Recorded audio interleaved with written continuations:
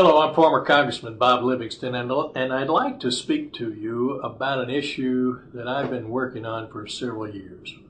For the last 7.5 years, I was privileged and honored to represent the Republic of Turkey. And one of the big issues that plagues them is this issue inspired by the Armenian diaspora here in this country and elsewhere, which would seek to recognize, politically recognize, the Armenian genocide. Now, Armenia basically would have you believe that the Ottoman Empire set about the elimination of Armenian peoples deliberately and with specific intent to, for whatever reason, maybe no reason at all, sometime in the years of 1915 and so forth. The Turkish position is that that's not at all true. And, you know, Turkey is a secular democracy. It's a vibrant nation of 70 million people. It's incredibly important to the United States as an ally, as it has been for the last 60 years. And when we talk about issues affecting the Balkans, the Caucasus, Russia, but most particularly the Middle East, Iraq, Iran, Syria, Israel, Turkey is just an indispensable ally. And we ought not to be going out and gratuitously just kicking it in the shins with issues that are unnecessary and should not be brought up simply to offend a critical ally. And that's what I suggest to you, that H106, inspired in the House by Armenian Americans, and its companion measure in the Senate, it does exactly. It is an unnecessary insult to a critical ally. Because, in fact, nobody really knows in this day and age, unless you're an historian, what happened in those days 90 to 100 years ago.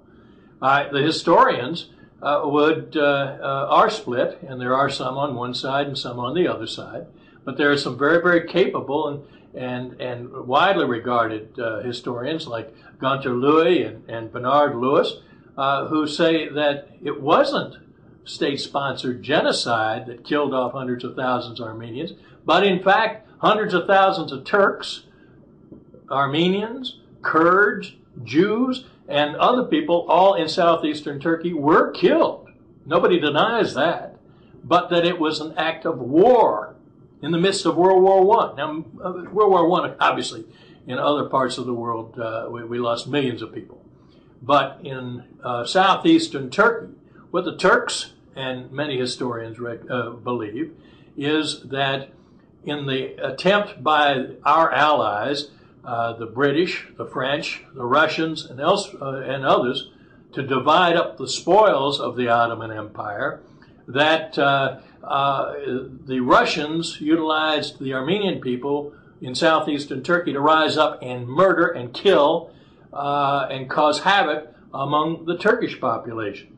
And that after sufficient murders had been committed, and I'm talking about thousands to hundreds of thousands, finally the Turks got mad and fought back. That it was a local degree of warfare, though. It wasn't inspired by the central government of the Ottoman Empire. It was simply a lot of Turkish people getting fed up with their people getting killed and massacred, and so they fought back. And yes, there were atrocities on all sides. That's the Turkish position. Now, again, I don't think any of us really know what happened unless you hear stories handed down. Obviously, Armenian Americans have had their stories handed down for generations, but so have the Turks. And they believe just as strongly that they are right and that the Armenian Americans are wrong. And this is an issue for historians to determine, or perhaps international courts. They should be the forum for deciding what happened almost 100 years ago. Not legislatures or parliaments to provide a political fiat. This should not be an issue in the political arena, because in fact most politicians have no idea what they're talking about unless they listen to the historians. Prime Minister Erdogan of Turkey has actually written 2 years ago to President Kafesciyan of Armenia and said, look, I'll open up my archives if you open up your archives, and we'll get the Russians and the British and the French and the United States all open up their archives. Let's let the historians determine what happened. And Turkey has been prepared to live with the results. Conversely, if they really wanted to decide what was happening, they could take it to the international courts. But the Armenians have never done that. It's not before the international courts.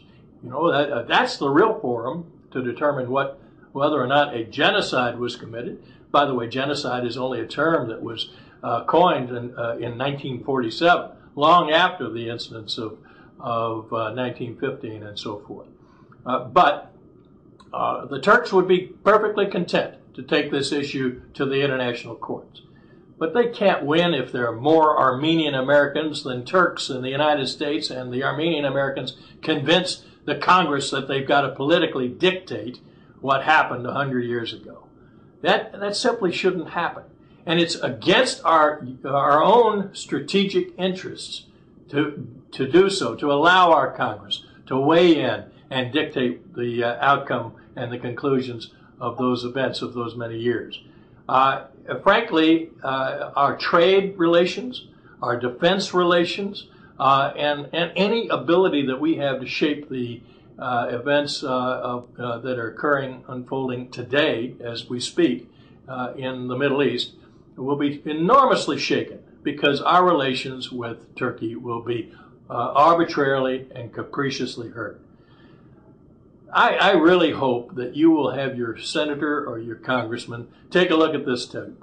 Or if any member of Congress or senator is looking at me at this moment on the internet, I hope that, in fact, you'll sit down and realize that it's not in our interest, not in the interest of the United States, to vote aye on H-106. It's contrary to our interest. It's contrary to our good relations with Turkey. It's foolish to engage in a debate of something that we have no control. And frankly, the sponsors of these resolutions don't just have recognition of Armenian genocide, that they call Armenian genocide, in mind.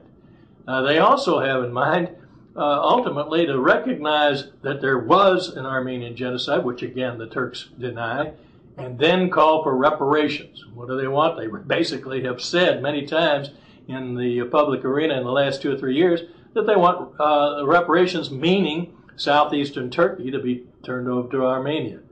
I think those are issues that we do not want to get involved in. Fact is that we have no business talking about relations as they existed 100 years ago between Armenia, or the Armenian people, and the Turks, and we shouldn't mandate it. We should simply vote no on this resolution. We should not let it come to the floor on the one hand, but if it does, I urge you, please have your member of Congress, have your senator vote no. Thank you.